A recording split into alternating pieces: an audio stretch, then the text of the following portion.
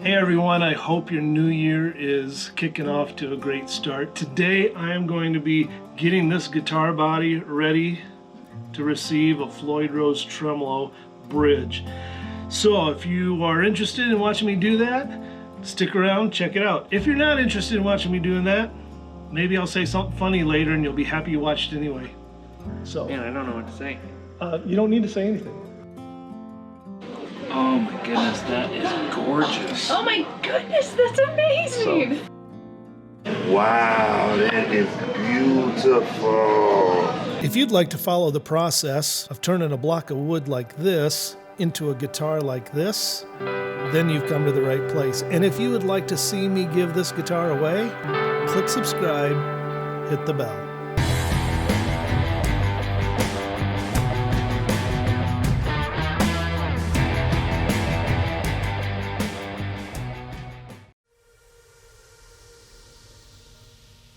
I like that. It still works as a pick guard because it's... Which we could do, yeah. Yep. Plenty good in there, yep. Okay, I'm just gonna shorten this up now. Okay, go ahead right on this edge here. Boy, this really is kind of nice actually having four hands.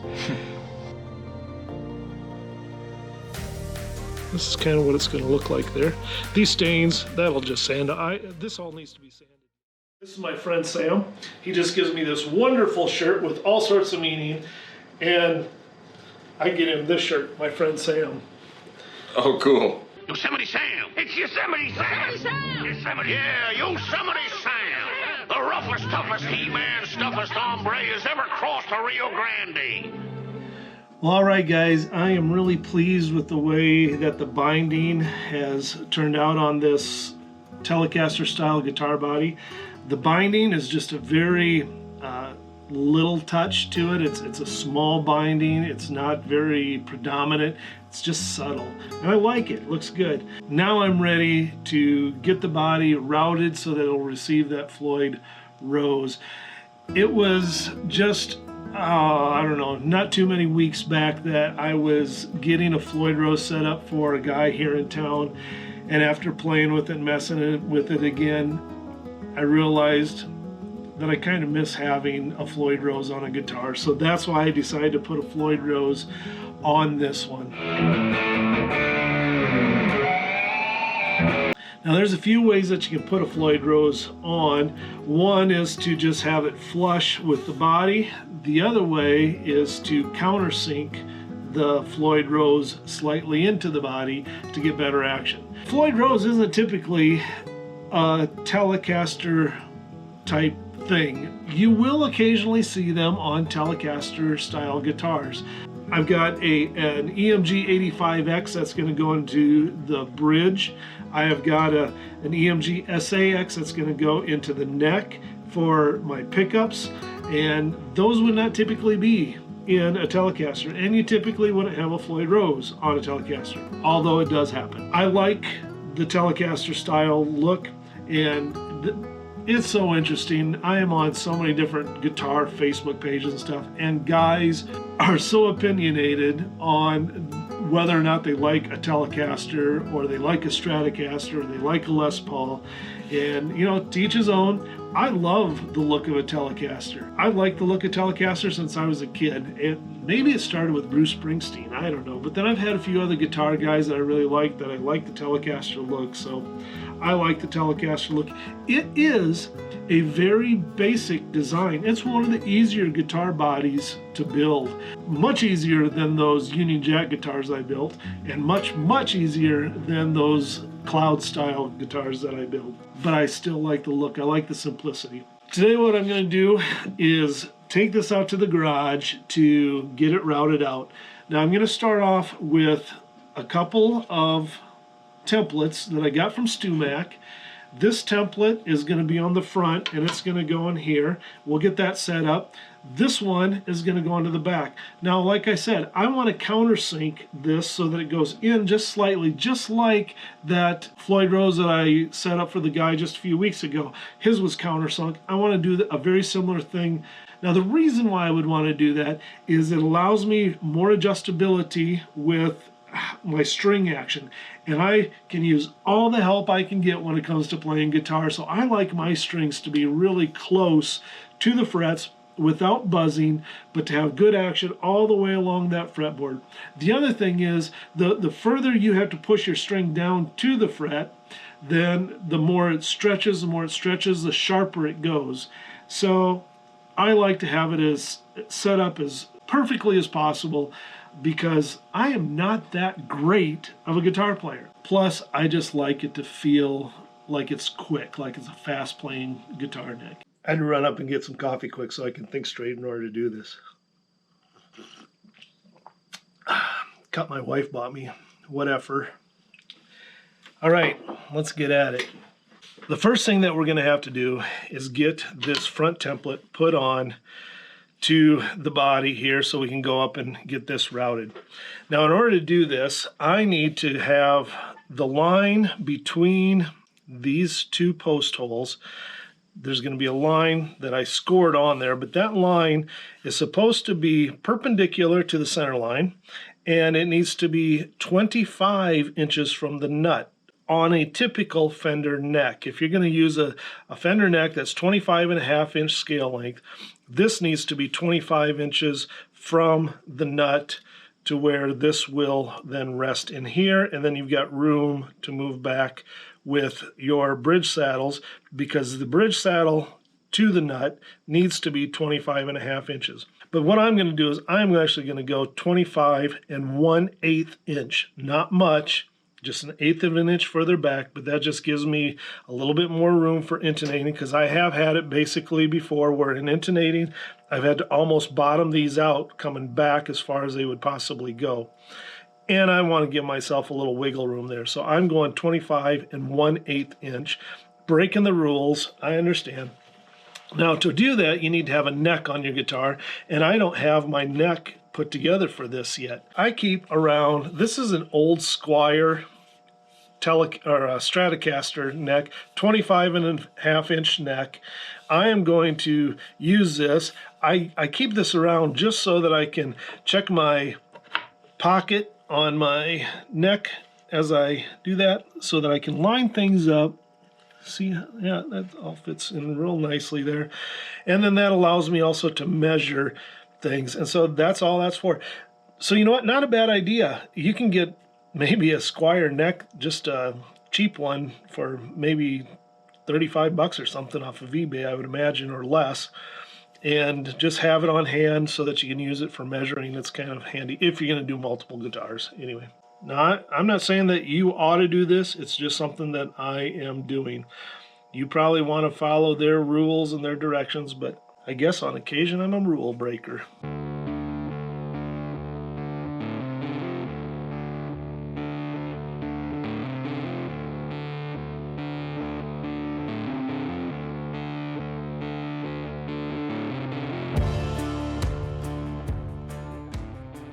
Using a punch, I made my little divots there so I can see where to pre-drill for my holes, and I can see that that line goes directly through the middle of them once I've removed this, so I'm right on.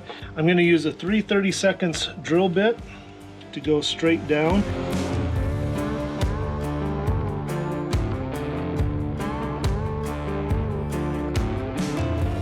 This will be step one. They recommend that I route this down 1 1/8 inch. Okay, I had pre-drilled those holes, got this all lined up, and then with the screw holes, it jimmied it off just a little bit, and I could see that my center line wasn't on my center line. So I actually moved it another 1/16 of an inch. I am actually at 3/16, 25 3/16 of an inch this way from the nut to this line. I guarantee it's going to be absolutely fine because of the bridge, the way it adjusts, and I almost always have to come this way, so that shouldn't be an issue. But now I'm lined up. It's better to be lined up and have to have pulled it back a 1/16 of an inch this way than to have it off. A little bit of skew one way or another here makes a lot of difference in the way the strings are going to line up. Don't just jump to your router and route this out. The next thing that has to be done is actually to put in an index hole, which is going to be a 1/2 inch drill bit hole right through here, and that's going to allow me to line up on the other side of the guitar the template that's got to go on the back side. I need to be able to line that up properly, and to do that I need to come 1/4 of an inch in from this line and 1/4 of an inch in from this line, put in my mark, drill my hole all the way through the guitar body, and that'll line up this on the back side. I've traced my template onto here so I can see where it needs to be. By the way, let me just point this out. You'll notice this is offset from the center line, and the reason for that is you need to have room for your bar to go down in there, and so that's why that is offset. So 1/4 of an inch in from that line, and then we're going to go 1/4 of an inch in from this line. That gives me the point at which I need to make my drill bit. And so now, while you think you're all that, get it? All that. Oh, and I said there could be funny jokes, but I don't know how to tell funny jokes. Just dumb jokes. And that's where my 1/2 inch drill bit is going to go.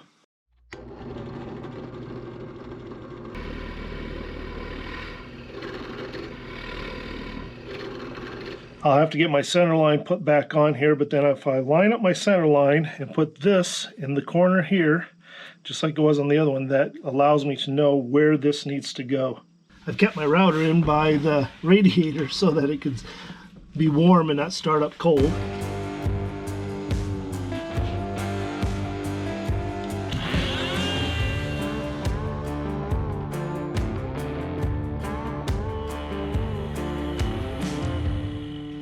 And you can do this on a body that's already got a different bridge on it. You can just route this out, but then you'd want to put tape over your paint to make sure that doesn't scratch.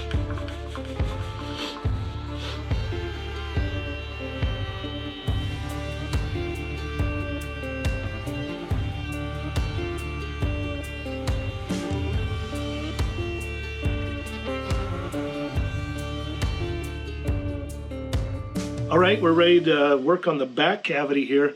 If you hear some background noise, it's my furnace kicking on.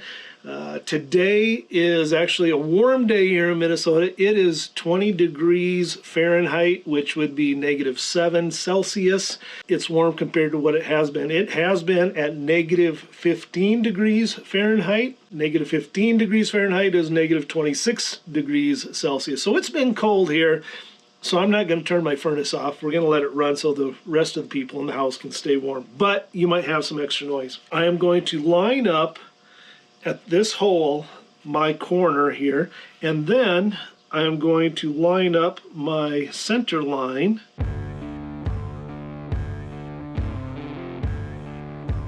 This is going to be 5/8 inch deep. Kind of a necessary trick that I forgot to show on the last template, and as soon as I started routing I thought about it and I kind of corrected my mistake. The bearings of those router bits can get warm. Oh, that's hot. This is plastic. The warm bearing can actually begin to melt into the edges here. Obviously we don't want that. So what I can do is just use some tape to help insulate it. And just having that layer is going to help so that I don't ruin my expensive template from StewMac.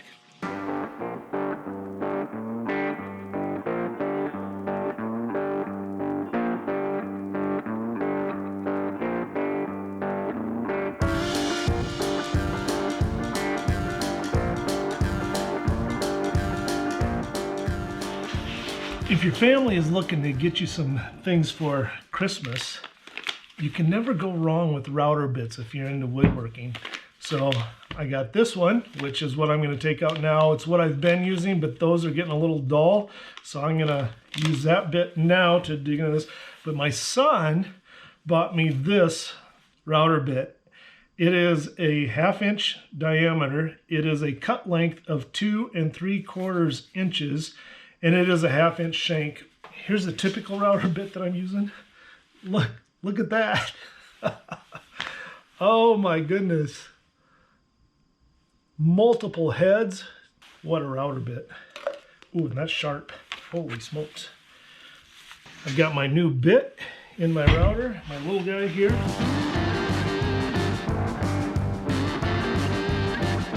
Looks good. Now I'm going to take my template off. I use a template as little as I have to because I don't like to ruin these templates somehow by accident. So I get those off as soon as I can.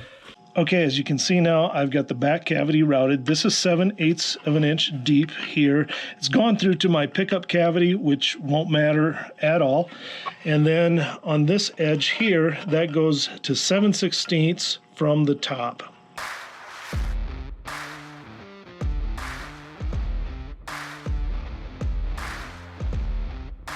A Floyd rose can be set up where it is just flat or flush with the face of the guitar.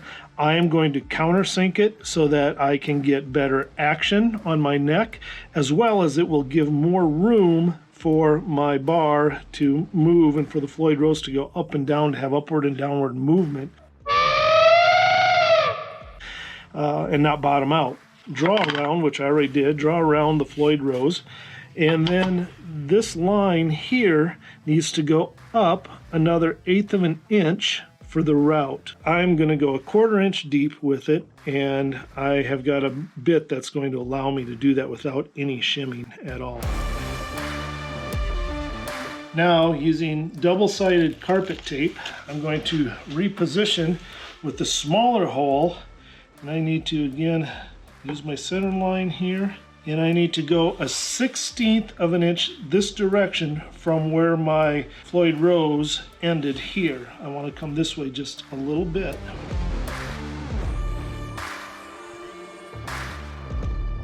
All right, well, how's that look? We're not quite done yet though. I need to drill in my holes for my posts here. And because I had that slight movement there, I think I'm just going to fill that hole and this hole. I'll just use a little sawdust that I've got. In order to fill these little tiny holes that I don't want there, I am just going to put a little of the dust. I've got some maple dust here. And then all I'm going to do is use a little CA glue. Let that soak in a little bit. And then that'll dry in there. And then I'll drill in where I need to for those posts.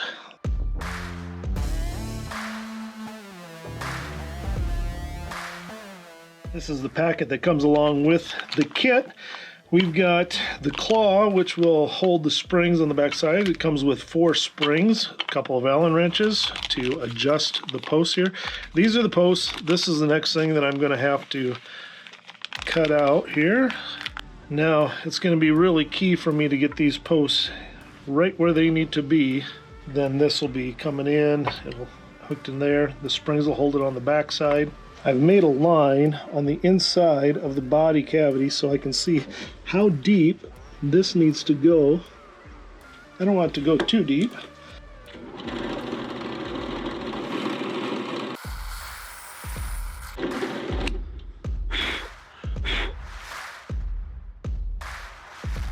Now I'm going to use a similar sized socket that goes in a screwdriver to just knock this in.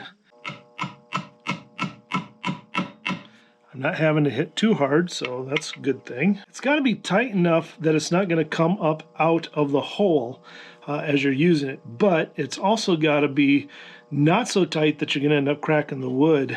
This one ended up being closer, I can see that now, closer here than on this side.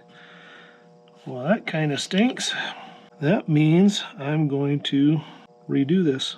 So I got to pull this out, which is going to be a challenge. In order to get this out, I just put the post back in and I popped this on and just made sure to put something on there and pulled that back up and out. So now what I'm going to actually do is fill this hole with a dowel, and then I will let it dry, and then I'm going to re-drill this one back so that it's the same as this one. I wish I could tell you that I made this mistake on purpose just so I could show you how to fix it, but this one wasn't on purpose. I just had things off slightly. While I'm waiting for my dowel to dry, I'm going to use an 1/8 inch bit to pre-drill these holes for the claw to be positioned and try and make them fairly straight. And this is where, man, these things are so handy. And they're not all that expensive for what they are. I use this all the time to be able to get into places that I want to. Okay, at the moment it's not all that pretty, but I've got it doweled, it's glued back in, and now I need to try and do a better job at drilling that so that it's right where it needs to be. I was about probably between a 1/16 and an 1/8 of an inch too far this direction from that. So yeah, I hate making mistakes, and it's kind of embarrassing. I wish I could just come on and be perfect, and yeah, I guess that's not the way it always goes. So the good thing is, for those of you that are like me and sometimes make mistakes, we can figure out how to fix them together. So I'm just gonna, I've doweled it, I'm gonna move it back this way just a little bit. I believe that is looking better.